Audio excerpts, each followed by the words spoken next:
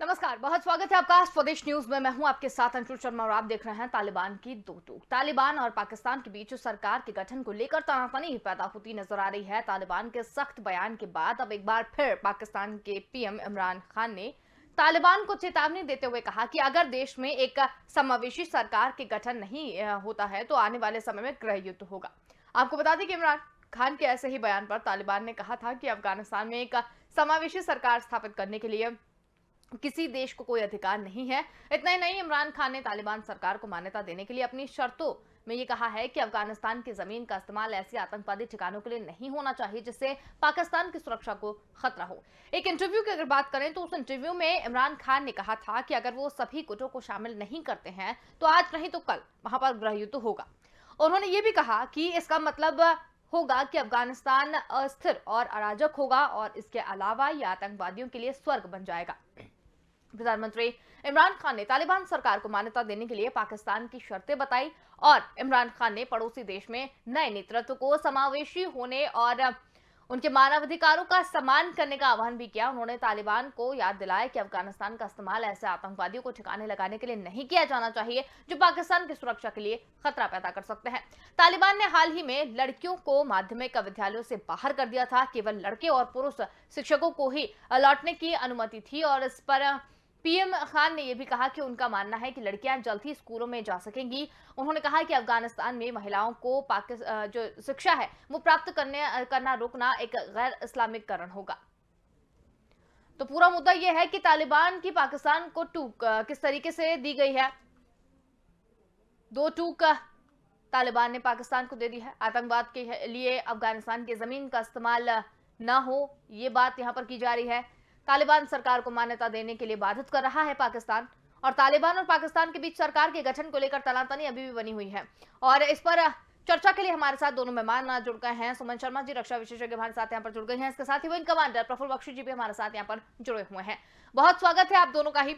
Wing commander sir, आपसे ही जानना चाहेंगे कि पहले तो ये खबर निकल कर आ रही थी कि पाकिस्तान अफगानिस्तान का समर्थन यहां पर कर रहा है, तालिबानियों का समर्थन लगातार यहां पर कर रहा है और दोनों के बीच में एक अच्छी दोस्ती देखने को मिल रही थी, लेकिन अब तनातनी की स्थिति देखने को मिल रही है। तनातनी की स्थिति नहीं है, पाकिस्तान अंडर प्रेशर में है और पाकिस्तान ये दिखाना चाहता है दुनिया को, खासकर जहां पे उसके सैंक्शंस लग रहे हैं कि FATF इत्यादि के, कि वो बड़ा सीरियस है और वो आतंकवाद के खिलाफ है। वो प्रॉपर रिप्रेजेंटेशन चाहता है, वो नहीं चाहता कि आतंकवादी गवर्नमेंट कहलाए, विमेन की रिप्रेजेंटेशन हो, बाकी ट्राइब्स की और बाकी जो ऑर्गेनाइजेशन है उनकी रिप्रेजेंटेशन हो, ये बोल रहा है। पर पाकिस्तान ये साथ में बोल रहा है कि तालिबान उसके खिलाफ काम ना, पाकिस्तान के खिलाफ काम ना करे, आतंकवाद पाकिस्तान के खिलाफ ना हो। यहाँ तक कि उसको कहना चाहिए कि आतंकवाद दुनिया के किसी देश के खिलाफ ना हो, ये स्टैंडिंग उसकी होनी चाहिए, ना कि सिर्फ अपनी सोचे पाकिस्तान। जो भी है इस समय इमरान खान अपनी छवि सुधारने में लगा हुआ है और वो तो एक पन दो काज करना चाहता है। वो चाहता है कि तालिबान के साथ बनी भी रहे, अफगानिस्तान में आधिपत्य भी रहे, दुनिया में उसकी उदारता का नमूना पेश किया जाए कि वो किस तरीके से चिंतित है उग्रवादियों को लेकर, टेररिस्ट को लेकर, और किस तरीके से वो वहां पे गवर्नमेंट में सुधार लाना चाहता है। तो ये हाथी के खाने के दांत और दिखाने के और, इससे हमें ज्यादा कोई सोच विचार नहीं करना चाहिए। पाकिस्तान बेसिकली चाहेगा तालिबान गवर्नमेंट को, अफगानिस्तान की गवर्नमेंट को एक रिकग्निशन मिले और चाइना की उसकी पूरी मदद है, चाइना का वीटो पावर उसके साथ है, टर्की का वेल्थ उसके साथ है और इस्लामिक देशों का भी वेल्थ उसके साथ में है जो सपोर्ट कर रहे हैं। तो ये मत सोचिए, ना भारत ने पाकिस्तान को टेररिस्ट डिक्लेयर किया है, ना ही भारत ने कोई तालिबान के बारे में कोई बड़ा ठोस शब्द कहे हैं, और अमेरिका ने सिर्फ इतना कहा है कि रिप्रेजेंटेशन पूरी होनी चाहिए इत्यादि, पर अभी तक ये नहीं कहा है कि हम इनको मान्यता नहीं देंगे। ये जो है ये बहुत मायने रखता है। तो अभी देखना होगा कि आने वाले दिनों में किस तरीके से किस करवट बैठता है और किस तरीके से पाकिस्तान की स्थिति, अफगानिस्तान की स्थिति, अमेरिका की स्थिति क्लियर होती है। पर तालिबान चाहे मान्यता मिले ना मिले, ये मत भारत ने सोच लेना चाहिए कि अब भारत के ऊपर कोई प्रॉब्लम नहीं आएगी। सारी की सारी प्रॉब्लम भारत की अब शुरू हो रही है। सारी इस्लामिक संस्थाएं चाहे एक दूसरे के खिलाफ जरूर होंगी, पर जब भारत की बात आती है तो कश्मीर का सब साथ देंगे, क्योंकि वो नहीं चाहते कि उनके ऊपर उंगली उठे कि उन्होंने कश्मीरियों की मदद नहीं करी। ये खासकर जो है ये है, इस करेंसी को सब इस्तेमाल करना चाहते हैं। बिल्कुल, यहाँ पर जिस तरीके से बात आपने यहाँ पर कही है, इसके साथ ही सुमन शर्मा जी भी हमारे साथ जुड़ी हुई हैं। सुमन जी, तालिबान ने कहा था कि अफगानिस्तान में एक समावेशी सरकार स्थापित करने के लिए कहने के लिए किसी भी देश को कोई अधिकार नहीं है। तो किस तरीके की ये समावेशी सरकार की यहाँ पर बात की जा रही है, जिसके लिए तालिबान ने पाकिस्तान को इस तरीके से दो टूक कहा? ये जैसे बख्शी सर ने बताया, पाकिस्तान अपनी छवि को सुधारना चाहता है और वो अपनी स्टैंडिंग को ग्लोबली मतलब इम्प्रूव करने में लगा हुआ है। वरना तो सभी लोग चाहते हैं पाकिस्तान खास तौर पे कि रिकग्निशन तालिबान सरकार को मिले। तालिबान का ऐसे बोलना कि इंक्लूसिव गवर्नमेंट के बारे में किसी को कुछ बोलने का सबसे पहले तो उन्होंने खुद ये वाली बात कही थी कि इंक्लूसिव गवर्नमेंट को लेकर आएंगे और जो भी बाकी जो शर्तें थी ग्लोबल लेजिटिमेसी के लिए उसको वो लोग मानेंगे। तो उन्होंने ना तो नॉन तालिबान लोगों को अपने सरकार में शामिल किया है, ना किसी महिला को शामिल करा है। तो उससे नॉन इंक्लूसिविटी तो उनकी वैसे ही सबके सामने आ गई। 33 में से आधे से ज्यादा तो वांटेड टेररिस्ट हैं उनके सरकार में। तो लेजिटिमेसी का जहां तक सवाल है, अभी इस इंटरव्यू जिसके बारे में आपने बताया था, आपने सही बोला कि पाकिस्तान मतलब थोड़ा इमरान खान जो प्राइम मिनिस्टर हैं वो एक मिडिल स्टैंड लेके बात कर रहे थे कि जो सारी शर्तें हैं अगर उन्हें वो माने तालिबान, तब एक कलेक्टिव डिसीजन लिया जा सकता है। वो एससीओ में पिछले हफ्ते जो एससीओ समिट मीट हुई है उसमें उन्होंने भाषण दिया है। तो उसमें उन्होंने बताया कि उन्होंने एससीओ लीडर्स के साथ बात करी, उज्बेकिस्तान, ताजिकिस्तान जिनके बॉर्डर्स टच कर रहे हैं अफगानिस्तान से। तो उनके साथ उन्होंने ये फैसला किया कि एक कलेक्टिव फैसला लिया जाएगा जब तालिबान को देख लिया जाएगा कि वो सही डायरेक्शन में चल रहे हैं और अपनी कही हुई बातें जो उन्होंने वादे करे हैं वो उन्हें मान रहे हैं। लेकिन उसके अलावा उन्होंने जिस तरह बोला कि महिलाओं और लड़कियों के पढ़ने के और बाकी जो दूसरे अधिकार हैं वो लड़कियां खुद ही इतनी पावरफुल हैं, इतनी स्ट्रांग हैं कि वो अपने आप एजर्ट करेंगी, चाहे उसमें 2-3 साल भी लग जाएं, ये उन्होंने कहा।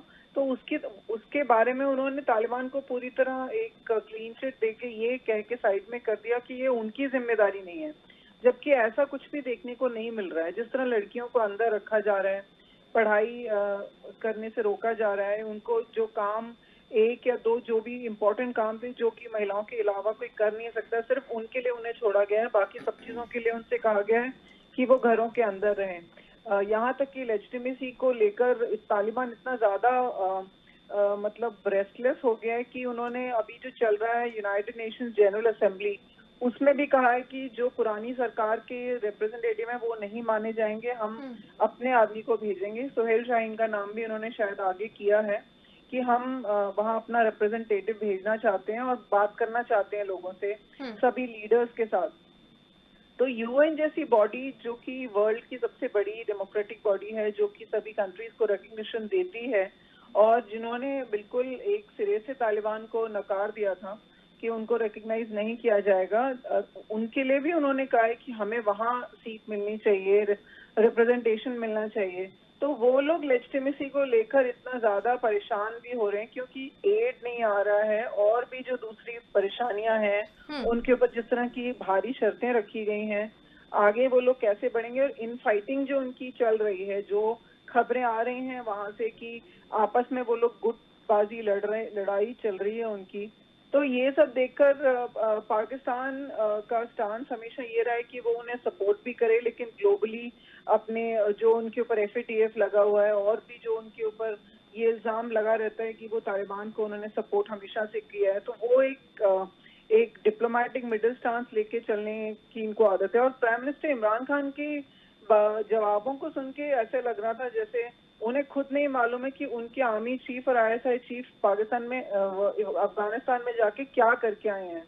लग ही नहीं रहा था कि उनको ब्रीफ किया गया है। बिल्कुल।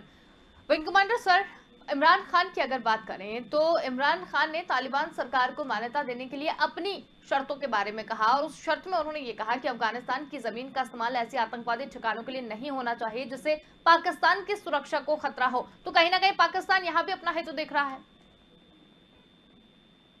आपको पहले भी बोला है, अपने ओपनिंग रिमार्क में यही बोला था कि पाकिस्तान को अपनी फिक्र है और जो अगर टेररिस्ट मेरे को तंग नहीं कर रहा तो वो बिल्कुल ठीक है, वैसे टेररिस्ट चल रहा है। और पाकिस्तान, यहाँ तक इमरान खान ने कह दिया कि अगर तुमने मेरे खिलाफ कहा किया तो सिविल वॉर हो जाएगी। यहाँ तक कि सिविल वॉर का उसने डर पैदा कर दिया है। इसका मतलब है कि जैसे अभी सुमन शर्मा जी कह रही हैं, एब्सोल्युटली बिल्कुल क्लियर होता है कि किसको फूल बना रहा है। उसके सामने तो उनका चीफ और उनका ISI का चीफ वहां पे गया था, उन्होंने, और उसको ये भी पता है कि और ये जितने तालिबान हैं ये सब इसके ही रिश्तेदार हैं। ये पख्तून एरिया के जितने तालिबान हैं सब इमरान खान के जात भाई हैं। और दूसरी बात है, इन्होंने ही क्या कहते हैं पैदा किया है मिलके तालिबान को, पाकिस्तान और अमेरिका ने जो पैदा किया है, ये इन्हीं का तो बच्चा है। तो क्वेश्चन अभी समझ नहीं आती कि अब ये किस तरीके से काम करेंगे। पर आगे चल के फायदा पाकिस्तान का बहुत होगा अगर इनको मान्यता मिल जाती है। पूरी ट्रेनिंग, टेक्निकल ट्रेनिंग वगैरह पाकिस्तान और टर्की मिलकर देखते रहेंगे, सारे बेसिस इनके पास आ जाएंगे। चाइना उसको लेने की कोशिश कर रहा है, बगराम चाइना ने ऑलरेडी ले लिया है और बड़ी बेसिस में आ गया है। मैं आपको ये बता दूं, आगे चल के चाइना और पाकिस्तान के बीच में टेंशन क्रिएट होने वाली है जब वो CPEC का पैसा उसका उधार चुकाने की बात करेगा और चाइना जब कहेगा कि मैं ये एरिया खाली नहीं कर रहा, ये मेरी कॉलोनी बन जाएगी, मैं इसको गिरवी आपसे रखवाऊंगा जब तक आप मेरा $100 बिलियन नहीं देते। प्रॉब्लम तब खड़ी होगी। आज से 3-4 साल बाद आप देखना, इस समय यहाँ की हालत बहुत खराब हो जाएगी क्योंकि चाइना और पाकिस्तान के बीच में संघर्ष पैदा होगा। उससे पहले अभी तो देख रहे हैं कि पॉलिटिकल एप्पल कार्ट कैसे बंद रखी जाती है, रशिया का क्या रोल है। चाइना अभी बिल्कुल चिकना चुपड़ी बात करेगा तालिबान से। चाइना को डर है कहीं उगियार मुसलमानों का दरवाजा ना खोल दे कोई। और OIC कंट्रीज और शंघाई कॉपरेशन को वो बड़ा मना के रखा हुआ है। शंघाई कॉपरेशन में डायरेक्ट भारत ने बोल दिया कि चाइना को कि आपको देखना पड़ेगा, अपनी नीतियों को संभालना पड़ेगा। सारी की सारी बात भारत ने बोली है, पर अभी ये नहीं पता कि कितनी सीरियसली इस बात को मीडिया ली है, कितने सीरियस उसका विश्लेषण होता है। पर अभी सारी की सारी बातें बिल्कुल अपनी जगह पड़ी हुई हैं और इस समय यूनाइटेड नेशंस जनरल असेंबली पे सबकी नजर है कि क्या इसमें अब आगे डेवलपमेंट होती है। उसको देखकर पता चलेगा कि अब ऊंट किस करवट बैठता है उस मीटिंग के बाद। बिल्कुल विंग कमांडर सर, जैसा कि ये कहा जा रहा है कि अब गृह युद्ध की चेतावनी यहाँ पर एक तरीके से दे दी गई है और जिस तरीके से तालिबान अपने पे बैठा हुआ है कि उसे किसी भी तरीके की कोई भी देश उसके लिए नहीं बोल सकते हैं, तो क्या लग रहा है आपको कि अगर पाकिस्तान की बात तालिबान नहीं मानता है तो वाकई में गृह युद्ध हो जाएगा या वो कर देगा? इस तरीके का कदम पाकिस्तान उठा सकता है? पाकिस्तान गृह युद्ध रोक नहीं पाएगा अगर हो रहा है, क्योंकि गृह युद्ध के लक्षण बने हुए हैं। बाकी जितने तबके के जो दूसरे टेररिस्ट ऑर्गेनाइजेशन है, खासकर जो उनके साथ तालमेल नहीं रखते और अभी पंचशील में बैठे उनके जो खिलाफत करने वाले हैं, उनका भी अलग से क्या कहते हैं हेल्प मिलने लगेगी। अब पता नहीं अमेरिका की अगला रवैया क्या होता है, वो किस तरीके से आर्म सप्लाई करता है उनको, किस तरीके से उनके ओपोनेंट्स को आर्म सप्लाई करता है। यहाँ तक कि रशिया और तजाकिस्तान मिलके यहाँ पे किस तरीके से आर्म सप्लाई करते हैं। उनके भी अपने अपने चाहने वाले बने हुए हैं। रशिया तालिबान का चाहने वाला नहीं है, रशिया के अपने फैक्शन है, तजाकिस्तान के अपने फैक्शन हैं। तो ये सारा कुछ मिला के इस सिविल वॉर के अंदर फिर पंचशील के वॉरलॉर्ड्स, इधर नीचे के वॉरलॉर्ड्स, ये सारे के सारे मिलकर लड़ाई करेंगे। उसमें पाकिस्तान की हालत क्या होती है वो देखने वाली होगी, क्योंकि अगर सिविल वॉर यहाँ होती है तो पाकिस्तान की हालत बहुत कमजोर हो जाएगी।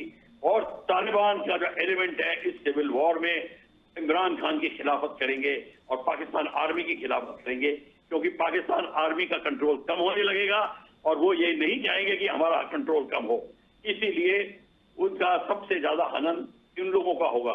तो अभी देखना है वो जो वेपन्स छोड़ के गए हैं, चाइना अमेरिका छोड़ के गया है, उनका क्या स्टेटस है, उनको कौन लेता है, वो भी बहुत जरूरी है।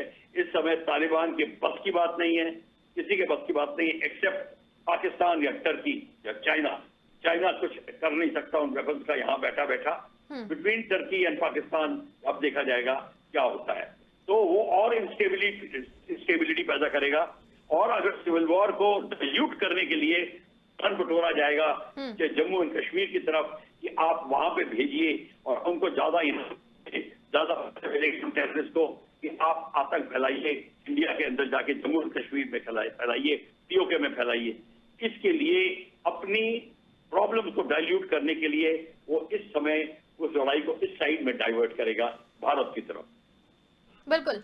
सुमन शर्मा जी, तालिबान और पाकिस्तान के बीच सरकार के गठन को लेकर जो तनातनी निकलकर सामने आ रही है, एक तरफ से देखा जाए तो तालिबान जिस तरीके से अभी अपनी बात कर रहा था, अपनी अकड़ जो है वो दिखा रहा था कि ऐसा ही होना चाहिए, वैसा ही होना चाहिए और ऐसा होगा, तो वो चाइना और पाकिस्तान के दम पर कहीं ना कहीं कर रहा था। अब पाकिस्तान अगर ये सारी बातें मान लीजिए तालिबान ने नहीं मानी पाकिस्तान की, और अगर पाकिस्तान ने कदम पीछे ले लिए, तो क्या तालिबान को इससे खतरा होगा या तालिबान धराशायी हो पाएगा? तालिबान तो क्या ही धराशायी हो पाएगा। जैसा सर ने कहा, बात वो ज्यादा सही लग रही है कि पाकिस्तान को ज्यादा प्रॉब्लम हो जाएगी अगर यहाँ सिविल वॉर होता है तो। और अगर पाकिस्तान इनस्टेबल होता है और सिविल वॉर होती है तो एक तो पाकिस्तान उसे रोक नहीं पाएगा, और दूसरा पाकिस्तान को इस बात से प्रॉब्लम है क्योंकि ड्यूरेंट लाइन को पश्तून्स ने कभी भी रिकग्नाइज नहीं किया, और बॉर्डर पे रहने वाले ज्यादातर वो लोग पश्तून्स ही हैं जो कि ज्यादातर पॉपुलेशन है, तो उन्होंने कभी भी ड्यूरेंट लाइन को नहीं माना है। दूसरा, बलूचिस्तान हमेशा से थोड़ा वॉलेटाइल रहा है पाकिस्तान के अंदर, जिसको लेके पाकिस्तान हमेशा खतरे में रहता है और इल्जाम इंडिया के ऊपर भी लगाता है कि हम लोग वहाँ पे इंस्टेबिलिटी फैला रहे हैं। तो एक तो बलूचिस्तान को लेकर उन्हें खतरा है, दूसरा ड्यूरेंट लाइन न चेंज हो जाए जिसको पश्तून कभी मानते नहीं है। तो सिविल वॉर किसी के लिए भी रीजन में ठीक नहीं है, और ये इसीलिए अफगानिस्तान और अफगानिस्तान की गवर्नमेंट ये हर जगह, हर ग्लोबल ग्रुपिंग में और जितनी भी मीटिंग्स हो रही हैं, हर जगह ये वाला टॉपिक डिस्कस किया जा रहा है कि आगे कैसे बढ़ा जाए। लेकिन पहले तो वहाँ एक स्टेबिलिटी जरूरी है, और जो शर्तें इंटरनेशनल कम्युनिटी उन्हें दे रही है पहले तो वो उसे माने। ऐसे इस तरह नहीं चलेगा कि हम नहीं मानेंगे या आप अपनी शर्तें वापस लीजिए। अगर उन्हें लेजिटिमेसी भी चाहिए, साथ में मदद भी चाहिए, तो उन्हें आगे आकर और सारी शर्तें भी माननी पड़ेंगी या किसी हद तक कुछ दिखाना पड़ेगा अपने अंदर, कुछ बदलाव।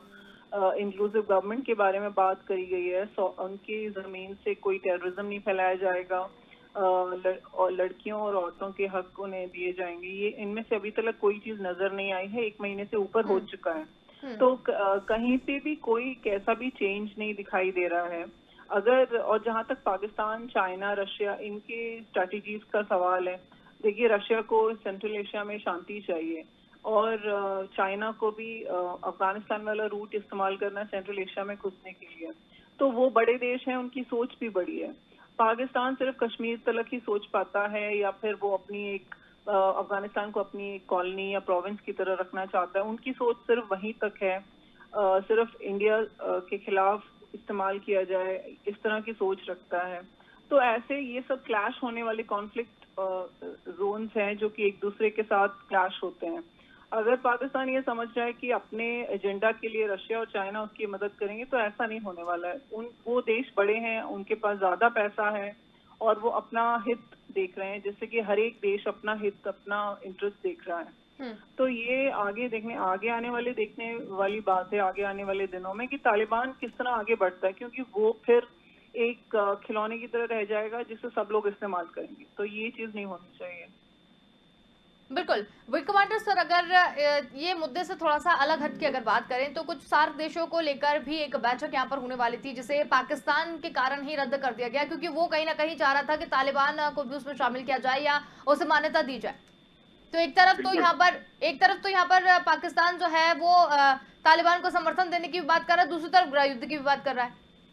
देखिए, यही बात है ना कि वो अपने अपनी तरफ से तालिबान को भी कहने की कोशिश कर रहा है, और उसको तो प्रॉब्लम आ जाएगी, गृह युद्ध हो गया तो इसलिए प्रॉब्लम आएगी, तो वो नहीं चाहता। पर वो चाहता है तालिबान जो भी करे वो इस तरीके से करे कि उसको क्रेडिट पाकिस्तान को मिले कि मैंने कहा था तो देखिए उसने कर दिया। बेसिकली पाकिस्तान अपनी छवि ठीक कर रहा है। पर इन सब की बातों से थोड़ा सा मैं अलग ले जाकर आपका ध्यान ले जाता हूँ। यूनाइटेड नेशन जनरल असेंबली होने वाली है जी। उसके अंदर भारत ने पॉइंट पुटअप करना है कि ये सिविल वॉर की स्थिति बनी हुई है अफगानिस्तान में, ये कौन सी कॉन्फ्लिक्ट कहलाएगी, इंटरनेशनल आर्म कॉन्फ्लिक्ट या नॉन इंटरनेशनल आर्म कॉन्फ्लिक्ट? क्योंकि ये मेरे हिसाब से नॉन इंटरनेशनल आर्म कॉन्फ्लिक्ट कहलाएगी। इसमें अपनी गवर्नमेंट भी है और अपने गवर्नमेंट के खिलाफ लोग भी हैं। इसमें अफगानिस्तान में बाहर की शक्तियां अंदर आ रही हैं, सिविल वॉर की स्थिति बनी हुई है।